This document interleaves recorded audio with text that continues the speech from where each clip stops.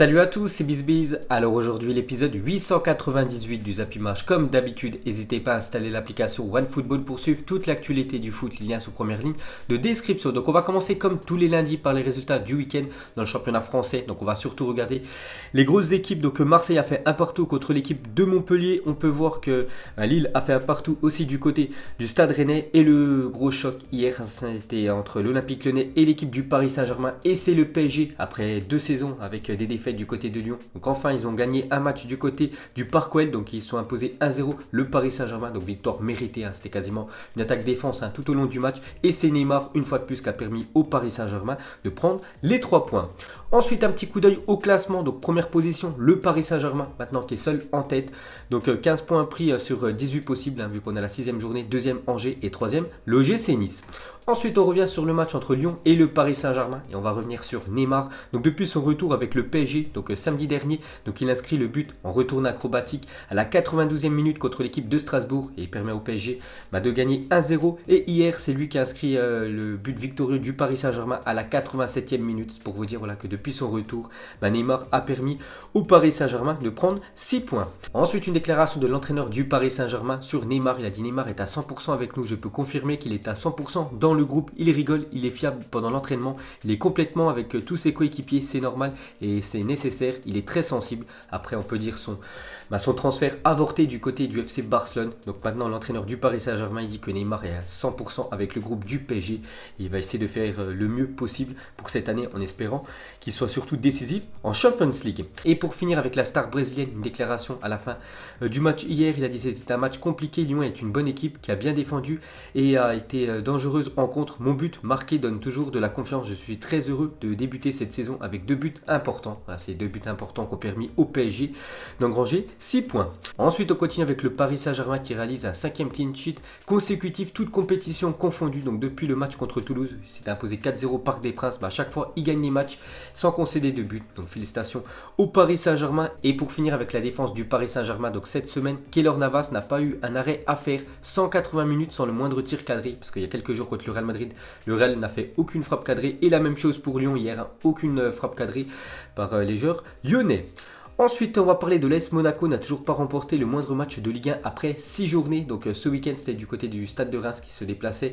Et 0 partout, donc une première depuis 1973. C'est pour vous dire que c'est la crise totale du côté de Monaco. Et ça ne m'étonnerait pas que Jardim saute cette semaine. Ensuite, on quitte la Ligue 1, direction le championnat anglais. On va parler du carton du week-end, il n'y a rien à dire. C'est l'équipe de Manchester City qui s'est imposée 8-0 contre l'équipe de Watford. Donc on peut voir tous les buteurs, dont un triplé de l'ancien monégasque Bernardo Silva. Donc voilà, match complet, rien à dire. Belle victoire de City. Donc lors de ces 8 derniers matchs contre Watford, Manchester City a inscrit 35 buts. Donc c'est énorme, soit une moyenne de 4,4 buts par match. Donc c'est leur proie, on peut dire, favori. Ensuite on continue avec eux, on peut voir que dans l'histoire de la Première Ligue, jamais une équipe n'avait inscrit 5 buts en 18 minutes comme Manchester City l'a fait ce week-end. Parce que c'est vrai qu'ils menaient déjà 5-0 au bout de 18 minutes de jeu. C'est incroyable, j'ai jamais vu un tel score aussi rapidement, on peut dire, dans un match. Et c'est une première en Première Ligue. Ensuite, on va parler d'un joueur qui a été encore fantastique, c'est Kevin De Bruyne, certainement l'un des meilleurs milieux actuellement de la planète. Il n'y a rien à dire, il est très en forme, il a marqué un but et je crois qu'il a fait 2 passes décisives. Donc il a effectué 187 passes décisives depuis le début de sa carrière professionnelle. Donc il est en ultra forme, le milieu belge. Ensuite, on va parler cette fois-ci de l'attaquant Sergio Aguero, inscrit son 100e but à l'Etihad Stadium. Personne n'avait encore jamais réussi une telle performance. Donc félicitations à l'attaquant argentin. Et pour finir sur cette rencontre, on va juste parler d'un joueur côté Watford. Donc c'était une journée très compliquée en prendre 8. Et on va parler de l'ancien Barcelonais Gérard Delefeu. Donc lors du match face à Manchester City, Gérard Delefeu a réussi 13 passes sur 14. Bon, plutôt pas mal. Mais 8 des 13 passes réussies ont été effectuées lors du coup d'envoi après chaque but marqué par City. Donc sa hit map est légendaire. Donc on peut voir où il a touché le plus de ballons. Donc c'est quand il a fait tout simplement les engagements à chaque fois que son équipe a pris un but. Ensuite on continue avec les autres résultats. On va parler de Chelsea contre l'équipe de Liverpool. Et c'est les Reds de Liverpool qui sont imposés 2-1 du côté de Chelsea. Donc Alexander Arnold et comme d'habitude Firmino a été buteur. Donc Liverpool enchaîne une 6e victoire en autant de matchs. À noter l'excellente prestation de N'Golo Kanté malgré, on peut dire, la défaite de Chelsea. Ensuite, Liverpool après 6 journées de Première Ligue cette saison, donc c'est simple, 6 matchs, 6 victoires, départ parfait pour l'équipe de Liverpool. Et on peut voir qu'en 2018-2019, donc la saison dernière, ils avaient déjà commencé 6 matchs, 6 victoires. Ils ont fait la même chose cette année, donc c'est la première fois dans l'histoire de la Première Ligue qu'une équipe réédite un 6 sur 6 sur 2 saisons de suite, c'est pour vous dire vraiment qu'ils sont en ultra forme, les Reds de Liverpool. Et pour finir sur cette affiche, donc en plus de ratisser tous les ballons, Kanté se met maintenant à inscrire des buts de folie. Le joueur de Chelsea s'est baladé dans la défense de Liverpool et a envoyé une frappe directement dans la lucarne d'Adrian. Ce joueur sait tout faire. Donc je vous ai dit qu'il était très bon, N'Golo Kanté. Et en fait, il a dribblé au moins 3 joueurs pour marquer un but dans la lucarne de Liverpool. Bon, après, son équipe n'a pas réussi à revenir au score, ils sont inclinés 2-1. Ensuite, cette fois-ci, on va parler de l'équipe de Tottenham qui va pas bien, on peut dire, ces derniers jours. Donc n'oubliez pas qu'il y a quelques jours en Ligue des Champions, ils gagnaient 2-0 à l'Olympiakos. Ils se sont fait revenir de partout. Hier, ils gagnaient 1-0 contre l'équipe de Leicester. À la fin du compte, ils ont perdu le match 2-1. Donc très moyen pour l'équipe des Spurs. Et pour finir avec eux, donc là, Harry Kane vient de marquer un but dans cette position. Donc c'est lui qui a ouvert le score dans cette rencontre. Regardez comment il a marqué son but, Harry Kane. Il était complètement allongé. Ensuite, on va parler de Manchester United qui se déplaçait du côté de West Ham et défaite des Red Devils 2-0. Donc voilà, Manchester United n'arrive pas à enchaîner, on peut dire, les victoires. C'est encore une saison très compliquée pour eux.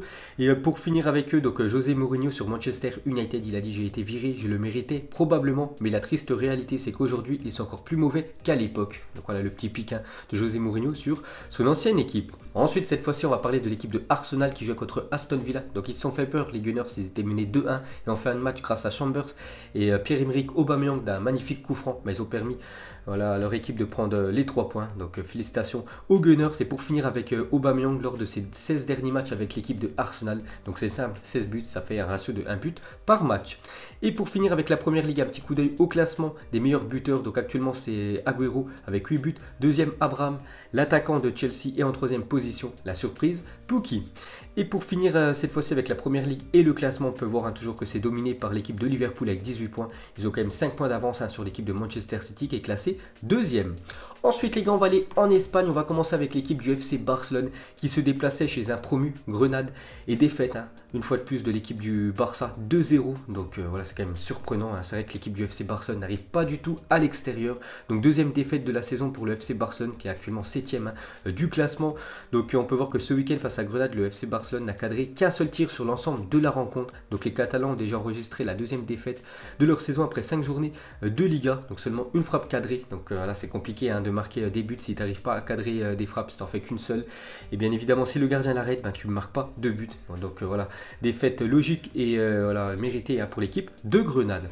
Ensuite 7 points après 5 journées, il faut remonter à 1994 pour voir le Barça réaliser un aussi mauvais début de saison en Liga. Donc certainement c'est en coïncidence, on peut dire, avec Lionel Messi qui est toujours blessé. Bon, il a joué la deuxième mi-temps contre l'équipe de Grenade, mais ça n'a pas suffi. Et c'est vrai que le Barça, avec les nouvelles recrues, ça a du mal pour l'instant à se mettre en place. Et c'est vrai qu'il faut remonter à plus de quasiment 20 ans pour revoir une équipe du FC Barcelone aussi nulle que cette année.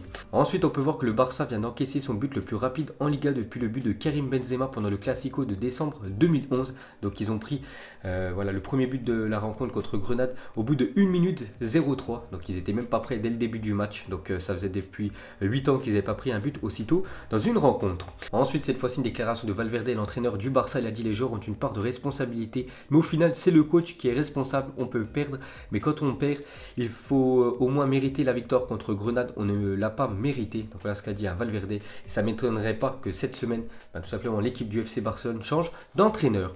Ensuite, le Barça n'a gagné qu'un seul petit point, 2-2 face à Eibar lors de ses 8 derniers matchs à l'extérieur en championnat. Si on compte aussi avec la saison dernière. Donc une telle série noire n'était plus arrivée depuis 2011 pour l'équipe des Blaugrana. Donc seulement un point pris sur les 8 derniers matchs à l'extérieur de l'équipe du Barça. C'est pour vous dire que l'équipe du FC Barcelone à l'extérieur, c'est le néant total.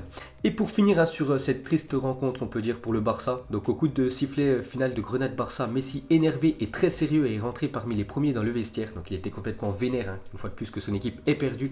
Donc voici ses mots dirigés vers ses coéquipiers: allez, ce n'est pas possible, il faut être plus concentré. Voilà, parce que tout simplement c'est inadmissible que l'équipe du Barça perd contre un promu, même si c'était à l'extérieur. Et pour Messi, qui est complètement vénère, il faut absolument que la situation change. Ensuite, cette fois-ci, on va parler du Real Madrid qui se déplaçait chez le leader Séville, et le Real Madrid s'est imposé 1-0 grâce à Karim Benzema. Donc le Real Madrid prend la deuxième place du classement. Donc très bon résultat pour eux après la gifle qu'ils ont pris il y a quelques jours contre l'équipe du Paris Paris Saint-Germain. Donc Benzema cette saison en Ligue 1, on peut voir que pratiquement à chaque match il a été décisif, soit il a fait une passe D ou soit il a été souvent en buteur Benzema, qui est actuellement le meilleur joueur, il faut le dire, du Real Madrid. Ensuite, avec cette victoire 1-0 face à Séville, Courtois signe son premier clean sheet avec le Real Madrid depuis le mois de février quand même. C'est vrai qu'on en parlait il y a quelques jours après la défaite contre le PSG. Ça faisait quasiment 6 mois qu'à chaque match il prenait un but. Thibaut Courtois, donc il n'a pas pris de but ce week-end, donc félicitations à lui. Bon après, c'est vrai que Séville n'a fait aucun tir cadré dans la rencontre.